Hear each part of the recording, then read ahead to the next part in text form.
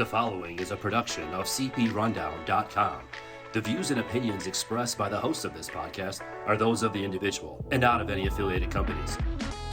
Ladies and gentlemen, welcome to the Rundown on Fun, a weekly podcast covering the Cedar Fair Entertainment Company, the amusement industry, and the business of fun. Here are your hosts, Karsten Anderson, Evan Schultz, and Kyle Huth. Welcome, everybody, to this week's episode of the Rundown on Fun, a weekly podcast where we cover Cedar Fair, Cedar Point, and everything to do with fun. I'm not even going to waste any time. Potatoes. Lots and lots and lots of potatoes. Happy Friars Fresh Cut Fry Fest. Let me just say, that was awesome. You missed out, Kyle. You definitely missed out. That's what I heard. Maybe if they do it again next year and they give me more than a week's notice, I can make it down. That's very true. I will say of the four that we did, one of them stood out and the rest of them were very, to me, mediocre. But now, Karsten liked all four of them. Which four? Did you do all of them? We did the four regular ones. We didn't buy them Mount Spudmore. So nobody did. That was $50. Nobody did Mount Spudsmore? It was $50. Nobody we know. Plus, we were at the park, obviously, after 4 o'clock. After 4 o'clock, which kind of, I was like, oh, there wasn't a line for the one in the back. And then we asked about it. They're like, no, it's only until 4. I'm like, dang it. Because I would have tried it. We thought they might be a little like, oh, it goes after 4. Okay, we'll do it. But they No, yep. They knew exactly what it was supposed to be, and that was it. So I mean, we did the 4 normal portion size ones for $13.99 each. But we split them. So yeah, I definitely think splitting them was probably a good idea, because if we ate each like 4 of those, I would have not been able to like drive home. Would have been like having fries come out of my mouth. I'd have to book a room at Breakers. There you go. We can use the CP Rundown credit card. So I guess let's jump into it. I have a question. Yeah. Okay. For $13.99, I know you got like the fancy done up fries. Was it a bigger portion than you get when you just go up and buy the regular fresh cut fries?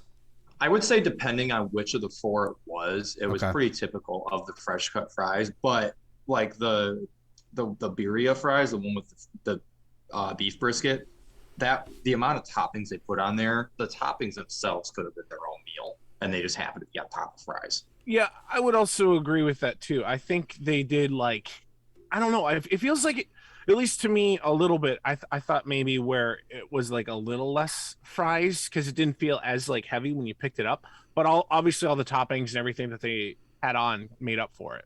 It was worth the $13.99 if you just went there and you're like, oh, this one sounds really good. I'm going to get this as a meal. Exactly. Yeah. I mean, that was a perfect little. It's like, it was almost like a snack, like a glorified snack. I think.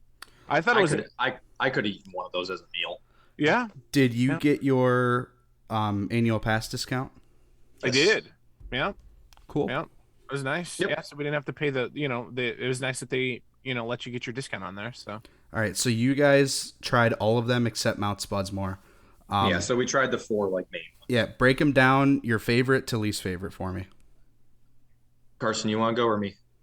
You go, Evan. All right. You said favorite to least? Start with your favorite.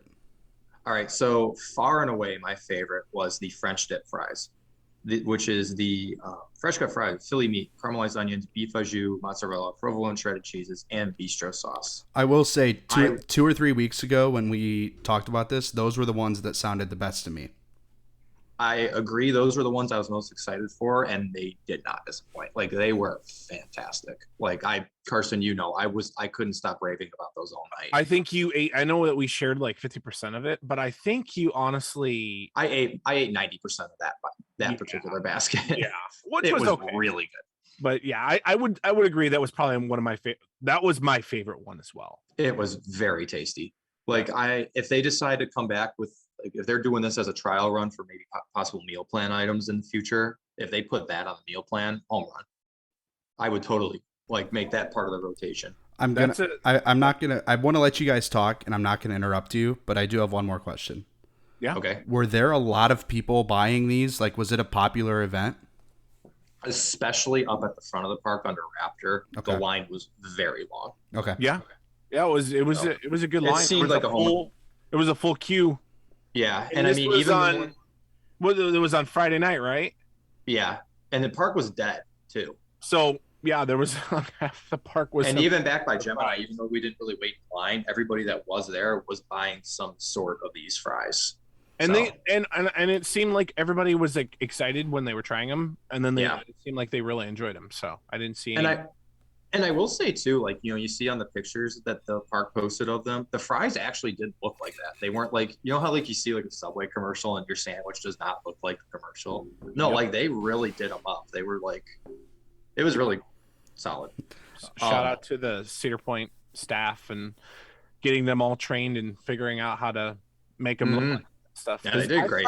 When we were going into this, I thought there was almost going to be like a mini chef table or something next to the fry stand, or how they were going. Which is how they did Mount Spud. Okay, I didn't. I found that out on Saturday.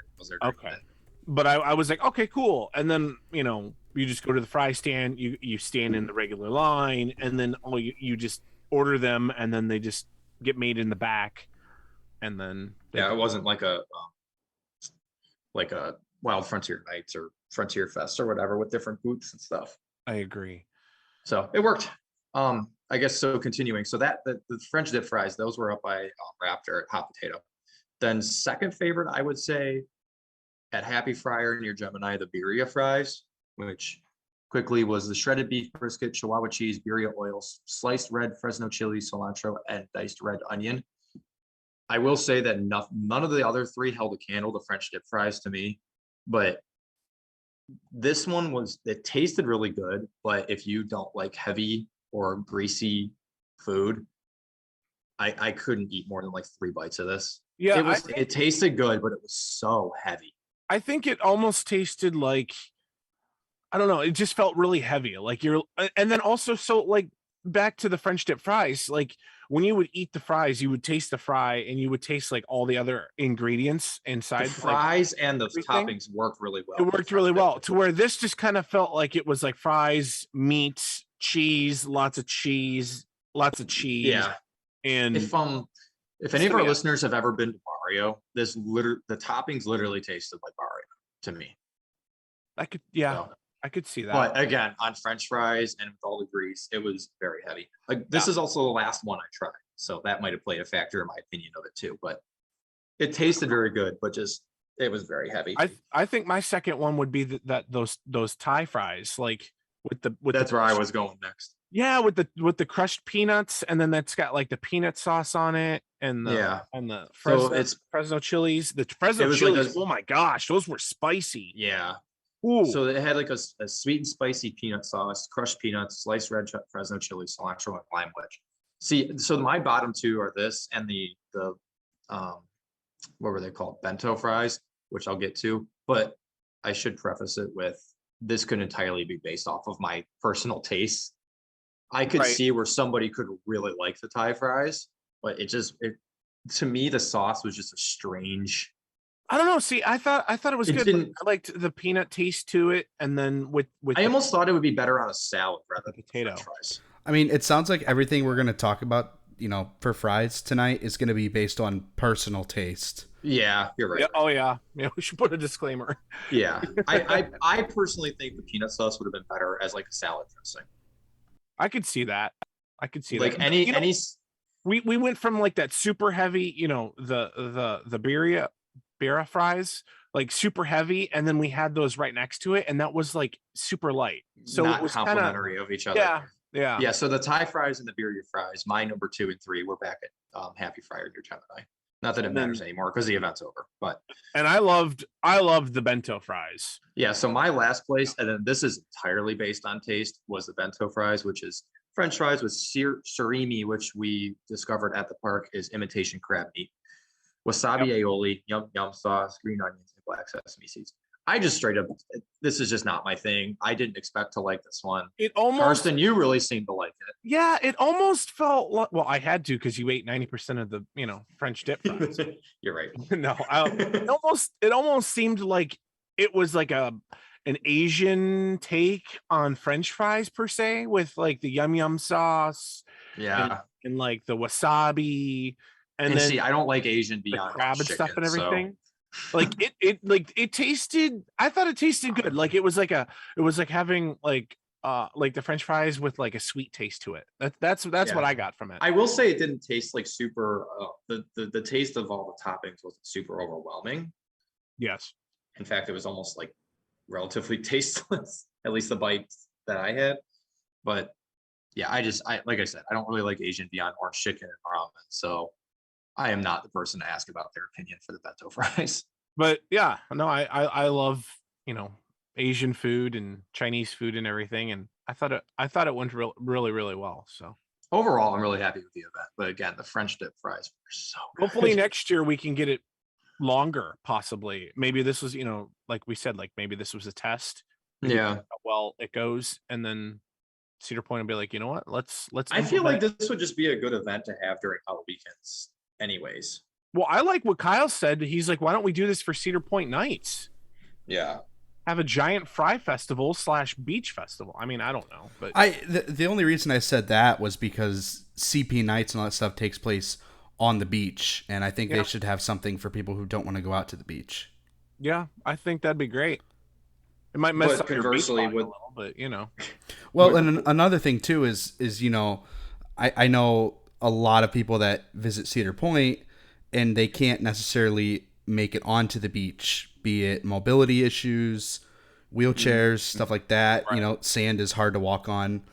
So it would just be cool to have this going on inside the park. Well, I remember. It'll be really nice when we've got, the Grand Pavilion and go over there and go hang out and get food and drinks and whatever. So there'll be a lot more things for someone like you just said, some to do. So out of all of the people we know, we really don't know anyone who got Mount Spudsmore. I do not know of a single person that did. I don't. Yeah. I saw people ordering it on Saturday, but So describe it, Evan, since I wasn't. I didn't actually see it, but I did see people at the booth. Because I know we asked at the food stand and they gave us like a really large circle, they said. And like and I'm like, is it this big?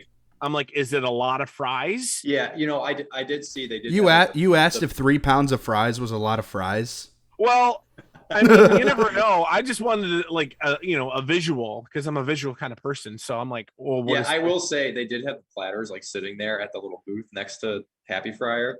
Yeah. And like, yeah, they're big. They're as big as they look like on that website picture. You probably could feed a whole family of at least 4 with it. Yeah. Oh yeah. That's when we needed to make the call to get Kyle and Dean up here, and we could have all shared all of that. The Mount Spudsmore sounded really good. Well, at least 2. It does sound good. Yeah, I agree. If you want crazy fries, Karsten, I'll trade you one better. I'll treat you to an order of pizza fries this weekend. Oh, pizza fries are so good. I love pizza fries. Twisted taters too. You weird universal people. I love it. So, any other closing thoughts on Happy Friars Fresh Cut Fries Fest? It was a win, and I want to see it come back. I would give it a 4.7 out of 5 stars for me. So I thought you were going to say out of 10. That's pretty. No. It was really, really well done, and I'm really happy with how Cedar Point handled it. If it truly was as much of a success as you guys are making it out to be, I can't imagine that we don't see it again. It has to come back. Yeah, I mean, even if I didn't necessarily like 3 out of the 4 flavors, it seemed like a lot of people did. So, judging by the lines. Well, and that could be something they learn from too. People didn't like these ones didn't sell well. Let's come up with a new flavor. Yeah. Right. Oh, they could do like some take on like maybe like a dry rub or something with like right?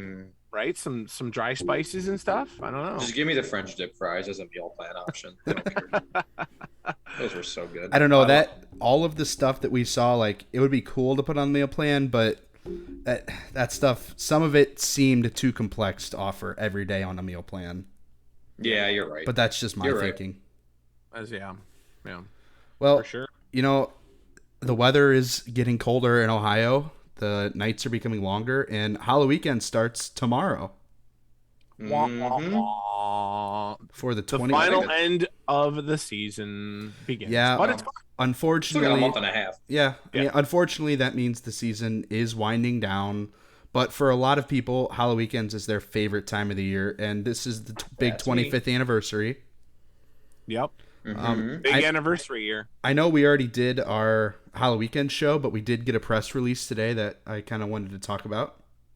Yeah, absolutely. Let's see. So I'm going to read an article from 13 ABC, the local weather station out of Toledo.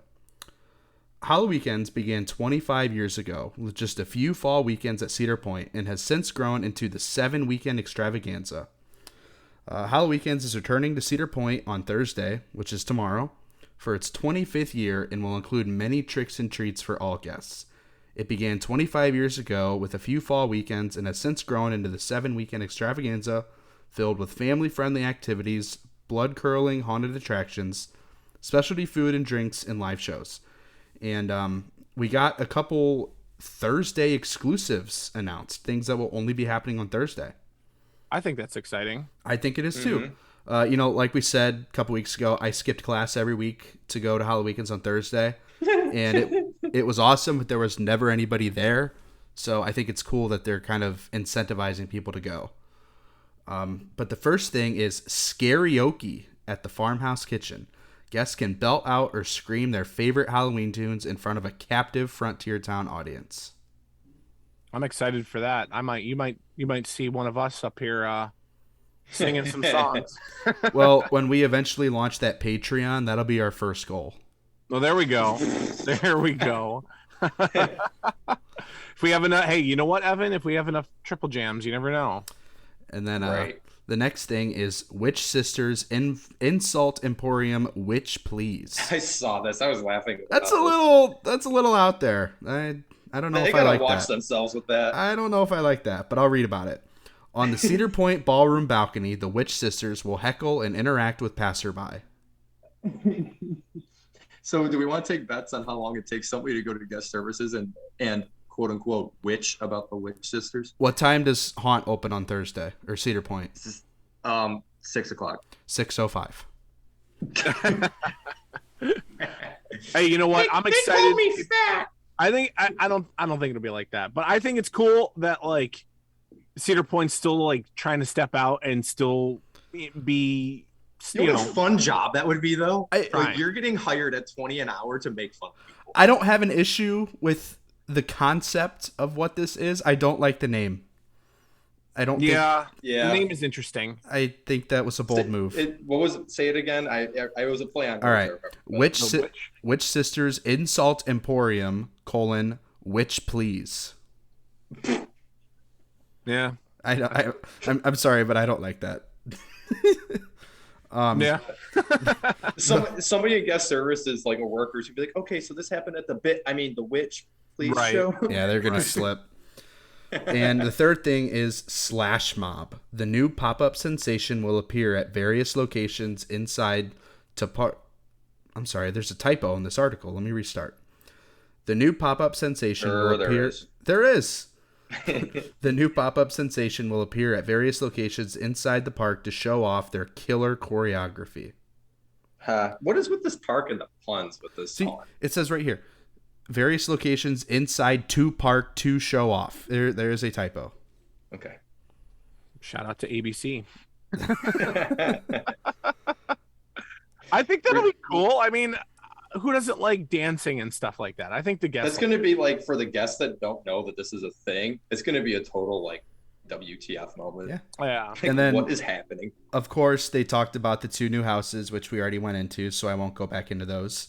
Yep. We have the theme or the storyline, if you will, for Midnight Syndicate this year, which is exciting. The Midnight Hour, 25 years of HalloWeekends with Midnight Syndicate. Since 1997, Cedar Point's midways and haunted mazes have been filled with the musical stylings of Northeast Ohio's Midnight Syndicate, a duo of musicians whose curated, creepy melodies can be heard in haunted attractions around the world. This year, guests can embark on a musical tour of the sights and sounds of the collaboration between Cedar Point and Midnight Syndicate. Can I just add? I'm going to add a little bit further Go to for them it. since I'm on their fan page. They did talk about that they're going to do like a special performance on Thursday, Fridays, and Saturdays. Yeah, they're part The of opening opening ceremony. ceremonies, which I'm So glad they're bringing that back. yeah, the ceremonies, which is really cool. And then they're also coming out with like exclusive merch for sale. So they're gonna have like hats, pins, shirts, hoodies, things like that that say the midnight hour, and they're also gonna have like specialty drink, which is kind of cool.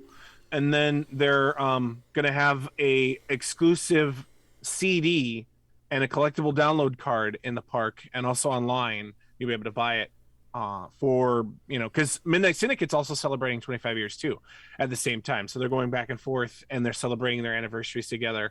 So it'll be like a remix of everything that they performed for the shows. So it's kind of cool. You kind of already talked about it, but we did also learn a little more about some of the specialty food and drinks for the event this year too. I didn't read enough about that. Oh, let me read it to you. Select food locations will feature flavors of HalloWeekends with items such as sausage on a stick, beer cheese waffle fries, handcrafted pumpkin rolls, spicy corn chorizo, and more. Popular favorites such as blood bag themed cocktails and non-alcoholic beverages will be offered throughout the park, including the Midnight Elixirs bar at the foot of the Frontier Trail. New recipes, which is already open, by the way. Yes, that's the trailer thing. New recipes will be open as part of Mr. Midnight's Fiendish Feast, a 7-week, 7-course menu offered on Fridays only while supplies last. Ooh. I'm excited. So, like, it's is that like a different menu item? It's getting people to want to visit on Thursday, Friday, like the slower days. They're trying to entice people, which is really cool. Of course they got to entice people with food. So the Fridays thing, there's gonna be a different menu item every week. Is that what I'm understanding? That's what it says. Yeah. It says a 7-week, 7-course menu. Where is that gonna be? Fridays only. It doesn't say. That doesn't say. I'm assuming that maybe this will replace Beckling's Banquet. Maybe, yeah. I'm excited. Well, I mean, not excited because I won't get them this year. But those blood bags were really good last year. I agree. Never had one. I think I'm excited for like these new foods, like the spicy corn chorizo pizza. Like, come on. Yeah, that sounds good. And then like I can't wait to see what Farmhouse is going to have to offer. I think they're, at the very least, I know they're adding bread bowls to the menu for the chili. Okay, well that'll be nice. And we do have one more thing to close out this article, which is the slasher sale. From now until Thursday, which, I mean, is today. Or no, tomorrow. I'm sorry. Tomorrow. From now until Thursday, guests can purchase discounted HalloWeekends tickets for $29.99. Tickets are valid for a 1-day visit to HalloWeekends. That's awesome. Wait, it was how much? $29.99. Jeez, that's a steal. Yeah, they're right? For like a Saturday. But or is it not valid on Saturdays? It's only valid on Thursday nights, Fridays, or Sundays, and it's only valid between September 15th through October 2nd. Are you sure about it? It says full day. It doesn't specifically say here when they're valid, but it does mention Saturdays. Well, so it's just those first couple weekends. But still, that's according awesome. to Cedar Point, HalloWeekends runs Thursday nights, Fridays, Saturdays, and Sundays from September 15th through October 2nd. So that's not true because HalloWeekends goes longer than October 2nd. So I maybe you can only use those tickets between those. I think that's what they mean. I think these tickets are valid the first couple weekends. That's because I'm reading it. Let me get on. You're reading that article. I'm reading it right off of Cedar Point's website, and this is exact. It says right here. It says tickets valid for a 1-day visit to Cedar Point on Thursday nights, Friday nights, or Sunday nights, September 15th through Sunday, October 2nd, 2022. Okay, good. I'm glad they're not giving away Saturdays for $30. That would be ridiculous. Right. Okay, but still, I mean, you have three Fridays days in there. 3 Fridays where the park is open 11 to midnight for $30. Still, that's good. If they gave away $30 tickets on Saturdays, the line to get in the park would start at the Cleveland Browns Stadium. The The Browns would be playing by the time those people got in the park. Yeah. You mean the Browns will be in the Super Bowl? Yeah. Right. That's not gonna happen. But yeah, haunt season for you guys starts tomorrow. I'm sure you're excited. Finally. Yes. Finally. Although, like I said, it's kind of a sad time of the year because it's getting that time. HalloWeekends does always mean the end of the season, but we have a lot to look forward to next year. We sure do. We've got just a few small updates here real quick. Topville Dragster area. Holy cow. Lots of activity. There is a huge wall going from pretty much the ride exit for Topville Dragster. Oh, no, actually, no. It goes all the way. It covers the photo booth area, so you can't get over by the photo booth, and it goes all the way down until pretty much around the engine house or so. I think that's exactly where it goes to. And you can't get in there. Obviously, it's a huge wall. It's a really tall wall. It's takes up a lot of the midway. It does take up a lot. I mean, it'll be interesting on a busy Saturday to see how that flows. But you can't go over and check out the stands. Those are also inside. Yeah, the grandstands are all blocked off. Looks like the freestyle is still open. It is still open. So you got Thank the God. freestyle and everything, which is nice. But all the signage and everything for Topville Dragster, I figured it would be down anyway after they announced it. Everything's all gone. There's no photo booth signs or anything. And there is crazy amount of construction going on right now. Or deconstruction, I guess. Or deconstruction, you could say, yeah. There's the brake fins are missing from the launch track. The pistons that move them are missing. I would imagine the sensors are all gone. The track looks very bare. Yes, they're stripping it down. Now, we don't know what this is. Again, it's as we know it. So just reporting what we see. We're just reporting what we see. But it's real. I would say, and you said that you sent me that picture the other night at 10:30 at night.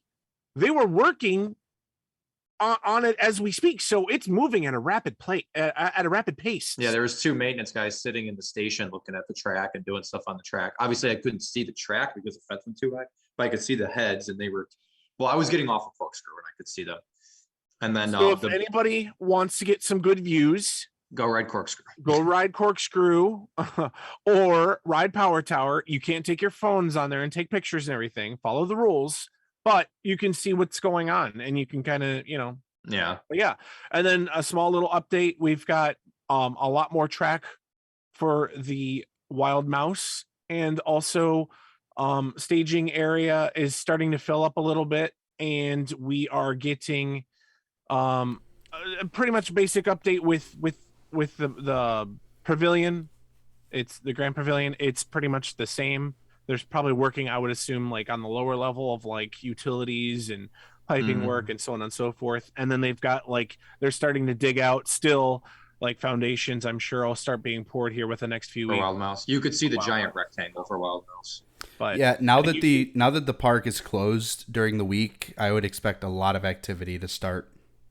Oh yeah. Yeah. I think it's gonna, especially Dragster, after we'll see tomorrow, whether it's us there or people we see on Twitter and stuff, right, reporting on all the progress that they've made on Dragster with the 3 days the park has been closed. Right. It's definitely going to be something. They're working 24/7, but they're working very fast, and which tells me that Dragster seems like a 2023 project. That I feel like I was thinking that anyways, but I'm pretty sold on it now. But if it's just a a complete change the launch and maybe do something with the queue and stuff, I could see 2023.